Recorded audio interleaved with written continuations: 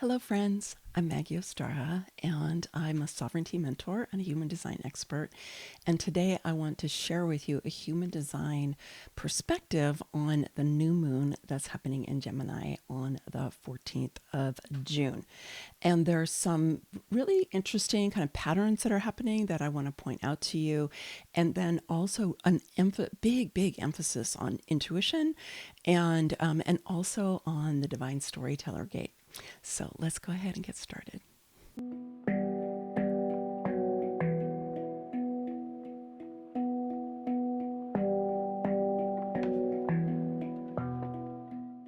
As I was pulling together the information for today's video, I noticed that we have yet another new moon that is happening in the knowing circuit.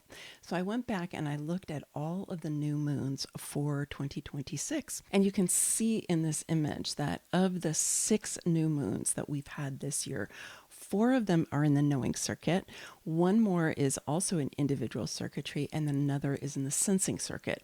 So basically what this means, without needing to know the technicalities of it, is that we haven't had any new moons in the logic circuit or the pattern circuit. Pretty much everything has been in the knowing circuit, which is also individual circuitry. And individual circuitry is here to be different. It's here to bring change. It's highly intuitive.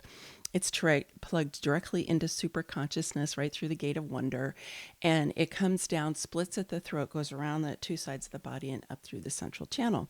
And so 4 out of the 6 new moons have been in this knowing circuit. And then we had one in February, when we had the new moon, which was also an eclipse, which was also the beginning of the year of the fire horse, right? That was super potent new moon that happened then. And that was in the gate 25, which is also individual circuitry. It's in a different sub-circuit. It's in the centering circuit, but it's also individual circuitry. So we have a predominance of really highly intuitive energy at the moments when we begin our new lunations for the whole year. And this new moon is the same, and I'll get back to that, the specifics of that in a moment. But what I want to emphasize here is that we're really being guided to pay attention to our inner guidance, our inner knowing, our own intuition. And if you've been with me for a while, you know I've been beating this drum for quite a while about the significance of us learning to turn inside to identify what is authentic to us, what is genuine for us, what is real guidance that is coming to us from our higher selves or from our divine selves, and to be able to become more and more transparent in terms of our kind of ego structure, or if you think of your personality, to the vision and the purpose and the guidance that comes to us from our higher selves. And in my view, intuition is the way that our higher selves communicate with us. It's one of the ways that we get this guidance, which is not coming from the left brain. It's not coming from material reality. It's not coming from crunching numbers or analyzing anything or strategizing anything. It's coming directly from this deep sense of connection to our spiritual aspect that is guiding us a lot of times in nonlinear and non-logical ways. And I know that this can be challenging for us, even though the messages are so clear from the moons, and also we've been getting them from the planets as well, that we really need to be focusing on growing our inner knowing and opening up our intuition. And I also know, because I've heard from you, that many of you are working on this and that you have really wanted to be able to get more in touch with your intuition, especially, those of you in your 40s or 50s and 60s, right? When you've come into that kind of midlife, early elder period where the Uranus opposition and the Chiron return come in and just really kind of break things up and really point us in the direction of our inner knowing and healing the ways that we have been disconnected from the truth of who we are, and also to open up our intuition. Because remember, Uranus is like highly intuitive and is all for freedom, right? Really an awakener of this real wisdom that we have that comes to us from our higher selves. So I know that sometimes you find it challenging, right? Because you start to tune inside and you find that it's really loud in there. Either it's really loud or it's really quiet, right? It's like either you go inside and you're like, I'm not getting anything, or you're getting too much, right? There's all kinds of different things, and you might even feel all kinds of things. And I know sometimes for people, when they close their eyes and they go inside and they start to tune in, if you do have unhealed trauma, sometimes that can be a little sketchy, right? Because what happens is some of those unhealed places inside of ourselves start saying, hey, I want some attention. So I created a guide. It's your guide to telling the difference between your intuition, your fear, and your overthinking. And it's called Whose Voice Is That? And what I did is I really broke down what are the three main voices that all of us have. And they are of the survival brain, the analytical mind, and our inner knowing. And they have different ways that they speak. They have different sensations in the body. They have different agendas. They're all important. They all matter. And they're all trying to do something good for us, but sometimes they really get into conflict with each other, and then you can feel stuck. You can feel like, gosh, I really want to move forward, but I can't seem to, or I move forward and then I'm like, oh no, I didn't do the right thing. I knew I shouldn't have done that. So there's all kinds of different things that can happen when we are aiming to go for our inner guidance, and yet we're not really sure if what we're receiving is actually our inner guidance. So I love this little guide that I created. And it goes into depth about each of these different voices and how you can identify them. It even has a cheat sheet that you can download that you can see, okay, if I'm thinking these kind of things or feeling this kind of thing, this is likely the part of me that's more in charge. And then if I want to shift that so that I can get more into a receptive and intuitive state, some of the things that you can do. I also shot a video that just walks you through it and explains it a little bit more in depth. I know for a lot of us, we really like to have that kind of video support when we're looking at a PDF, at a little guide. So I will put the link for that at the end of the video, and it'll be down below. And I highly encourage you to go check it out. I mentioned it last week. I know those of you who are on the wait list, I'll be sending it out to you today, so you will be getting it right away. And I can't wait to hear from you about how it helps you to really just kind of map what's going on in your inner dialogue and come to understand without judging yourself, without getting too frustrated, but just to really go, okay, this is kind of what's going on in me, and then how can I navigate that so that I can get into a deeper and truer sense of what my inner guidance is. Because I know how frustrating it is when you try to go inside and you're like, I'm ready, but you can't really get the guidance that you need. So that is what I'm aiming to really support you all with these days. And this is definitely what we work on in the Sovereign Sisterhood, where we're aiming to live more and more as our higher selves. So let's take a look at what's happening with this particular new moon that's happening in Gemini on the 14th. So this new moon is happening in the gate 12, which is in the knowing circuit, and it's on the throat, comes off the throat center, and it's known as Caution in traditional human design, or the channel in quantum human design. This is really rich for us to unpack, and this is really kind of what inspired me to think about, okay, we need to get to understand our intuition better, because like I said, that all of the planets are just saying you really need to look this way, and yet when we look that way, we might think caution. Because this is one of the most intuitive gates in the entire system. It's known as the channel, especially if you have it on an open throat. I have it defined on an open throat, which means that you're able to be receiving those downloads from superconscious and then expressing them out through that gate 12. And so we're all going to have this, whatever kind of throat you have, you're going to have that 12 that's defined during this new moon. And so what is it that you're going to bring in, right? What is it you're going to channel for yourself? Now, I know that there's different opinions about channels and all of that.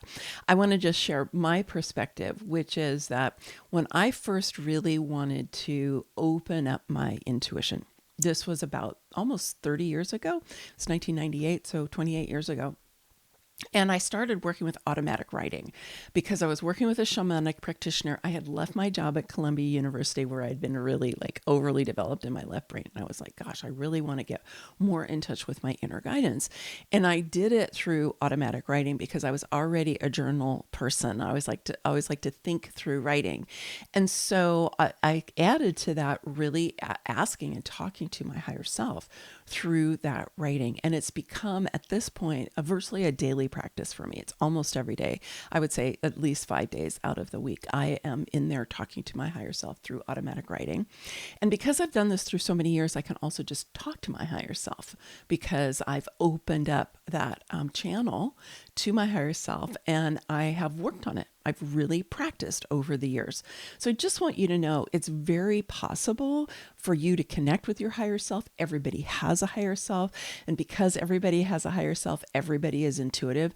It's just a matter of whether or not it was fostered in your life when you were growing up, or whether it was really shut down or rejected. I know for me, I shut down my intuition when I was a young person because it made the adults around me uncomfortable.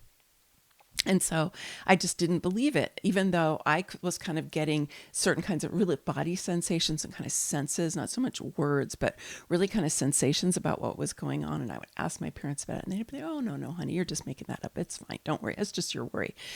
Turns out years later, I find out I actually was tapping into what was going on with them.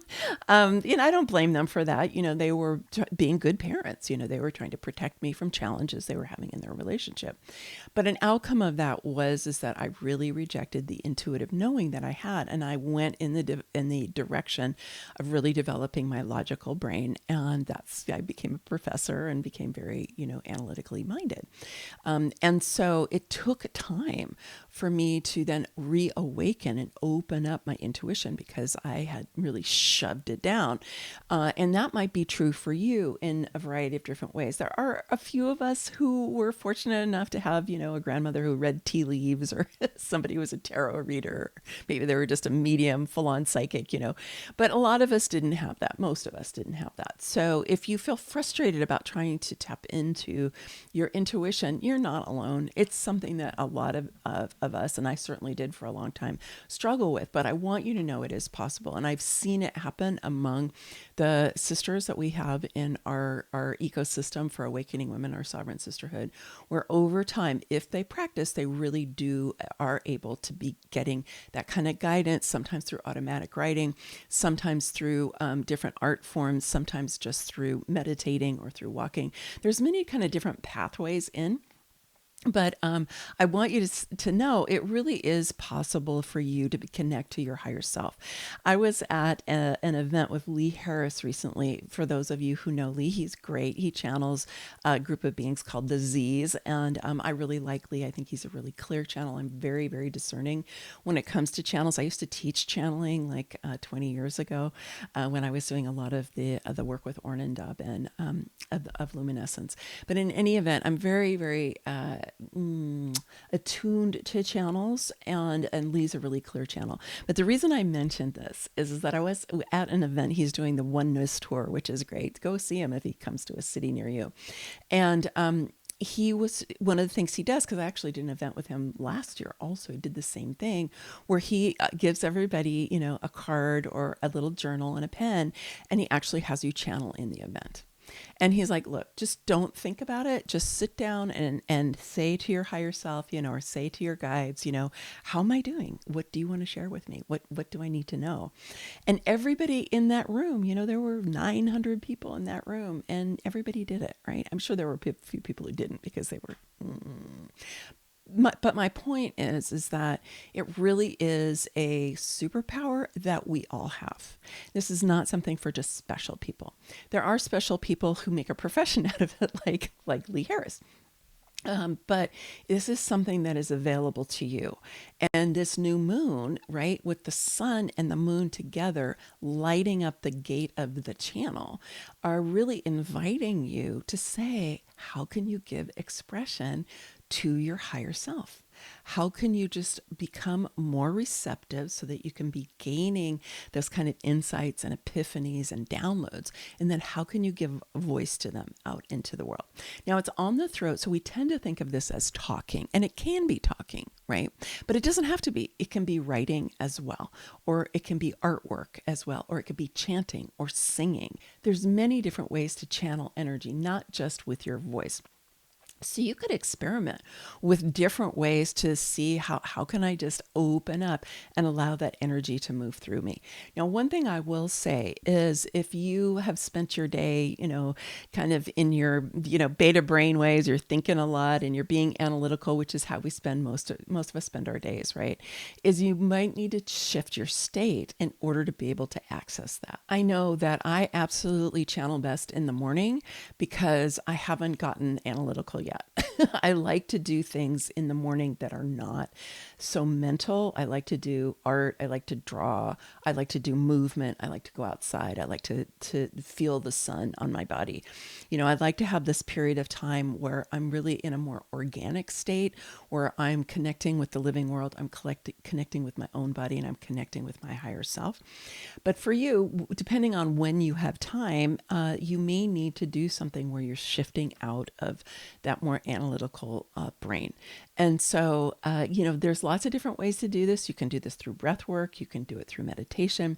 You can do it, as I said, through movement or artwork or through writing. But just know that you will need to develop, most likely, your own sort of transition, like your off ramp off of your mental mind and your on ramp onto your intuitive knowing. Right? There's a transition period that needs to happen.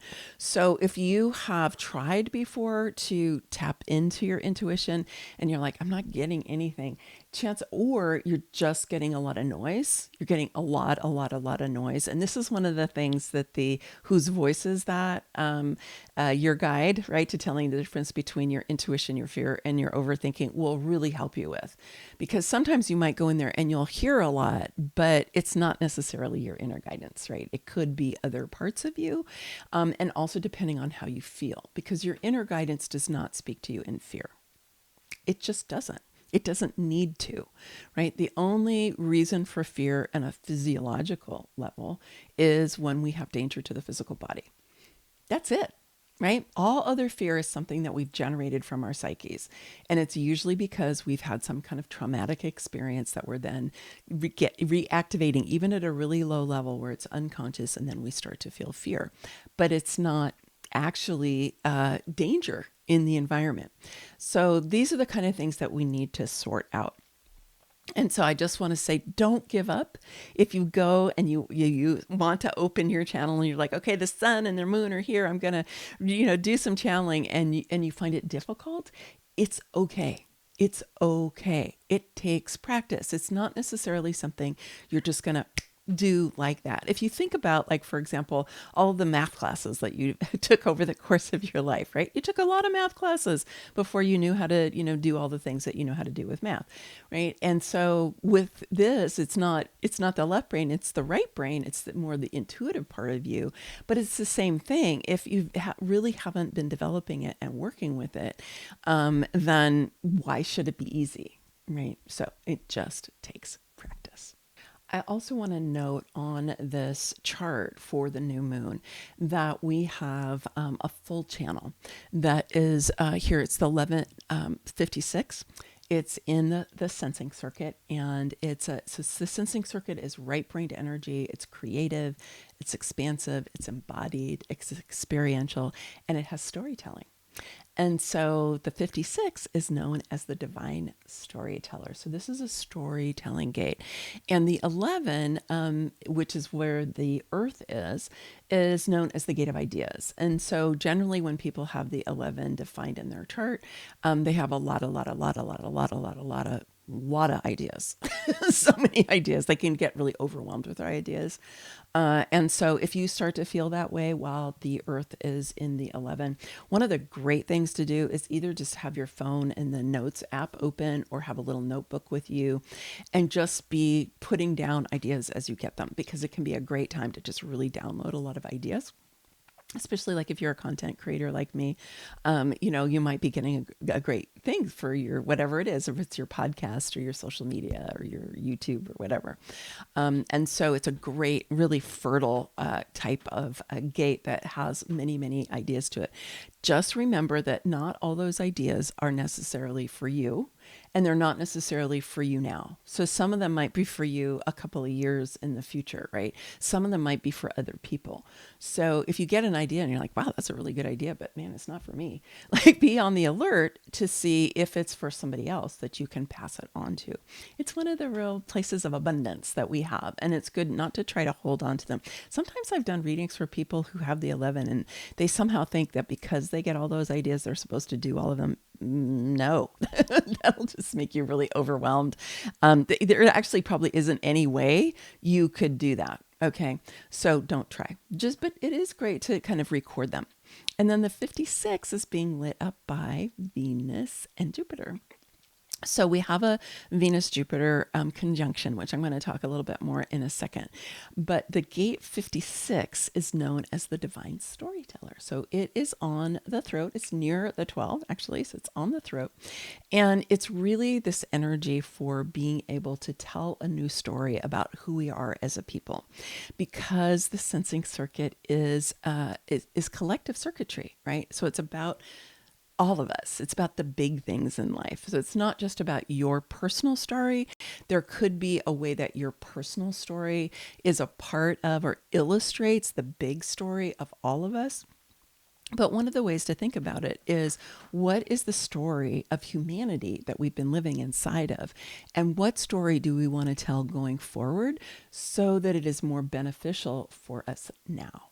Obviously, this is a really interesting gate to be highlighted right now because our understanding about who we are as humanity is shifting as more and more disclosures are coming out about our galactic history, for example, and our relationship to what we call extraterrestrials, which means beings who are not just from here, right? That are from other places. And so that is helping to shift our understanding about, well, who are we as humanity? I mean, one really strong narrative actually is that the world started only 5,000 years ago, right? The world started and we were given, a book and a set of rules to live by, and that's that, right? And that is now really being reconsidered as to, that's interesting. And of course, it was reconsidered in relation to evolution a long time ago. But even again, we're looking at this and going, what really is our story as humanity? So I'm not going to go more down that rabbit hole. I invite you to check it out if it's of interest to you, because I know for me, it's helping me gain perspective on really kind of the chaotic and violent and coercive energies that are going on the world stage right now, which I see as a last gasp of the old age, right? Which is dying away as we move into the age of Aquarius, out of the Kali Yuga. So there's that. But in addition to that, we're looking at what is our role now as we move into this age of Aquarius and as we move into claiming the potential of who we can become. Right? I mean, there's a lot of conversation about 12-strand DNA and about the ways that our physiology has been manipulated by extraterrestrials in the past. And so I just encourage you to entertain possibilities, right? Believe nothing. That's what Caroline Casey says, right? Entertain possibilities. I'm pretty agnostic about a lot of these things at this point, meaning that I'm open and I don't pretend to know. Right? I'm not like, I know this for sure. I'm just taking in new things, but it is helping me start to tell a new story for myself about my own soul journey, like where I've been over the course of my lifetimes, but then also a new story for humanity. And it's brought me so much more compassion for all of us to realize, just the conditions that we have all been subjected to for quite a while. So whatever the case is for you, just know that you'll have a lot of extra energy coming to you from Venus, the expression of the divine feminine, and Jupiter, which is this benevolent, wise teacher, right? To say, well, what is the story of humanity that is going to support us as we move towards the new earth? What story do we want to tell? What are we going to say about ourselves? What are we going to say about what we've realized? What are we going to say about our so-called character development, right? As a species, right? What are we going to understand about what we've been through and what we're going through right now and what our desires and our aspirations are? What narratives are we going to tell about that? And so this is really, really highlighted for us right now. And in this image, you can see this conjunction from a human design point of view in the same gate. The gate 56 is short, right? It's only 3 or 4 days long. Okay, so it starts on the 13th when Jupiter moves into the 56, and then Venus, it leaves after the 15th. So it's really just from the 13th to the 15th.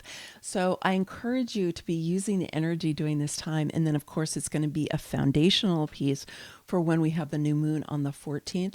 But just to be embracing, right, this beautiful Venus energy that is bringing in new possibilities, new values, new ways of understanding, again, like the story of humanity and who humanity can be, and recognizing that we want this balance absolutely between divine masculine and divine feminine, and that we are needing to have a lot more of that divine feminine energy coming in to help balance out just really a lot of toxic masculinity that we're seeing expressed by men and women on the planet right now.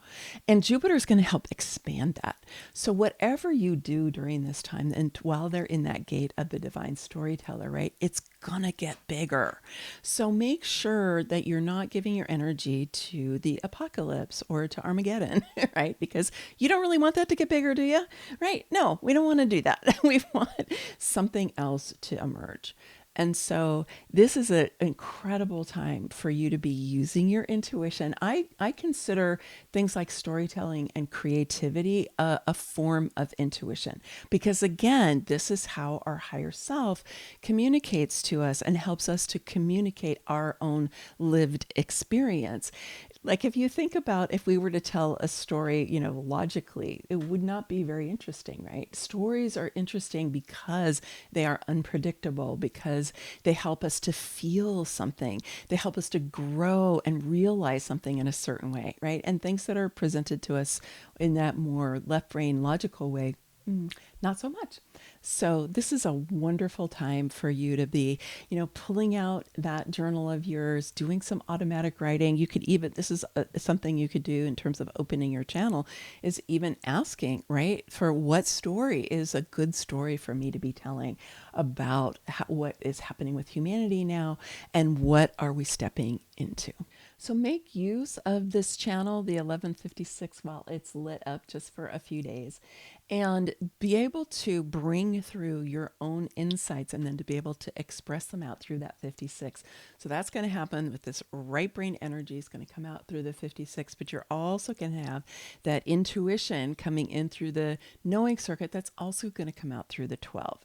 So you're going to have so much energetic support for you to be able to express yourself during this time, but not in an analytical way, in a storytelling way, and or in an intuitive way.